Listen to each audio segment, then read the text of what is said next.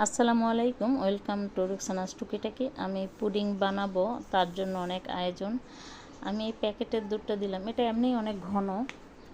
তারপর দুধটা একে একে ঢেলে দিব, ঢেলে দিয়ে তারপরে চিনি দিয়েছি।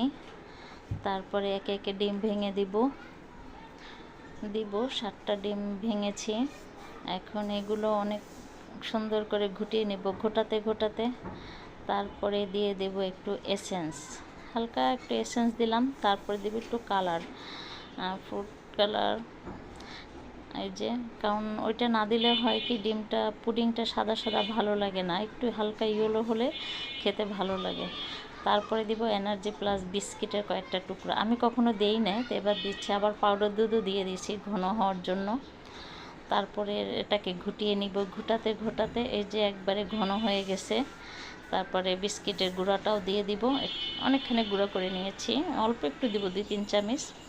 তারপরে দেওয়ার পরে এই যে এখন নেড়ে চেড়ে এদিক দিয়ে আমি ক্যারামেল রেডি করেছি। এই যে আমার হয়ে গেছে। তারপরে ঢেলে দিয়ে আমি ওভেনে দিয়ে দেব।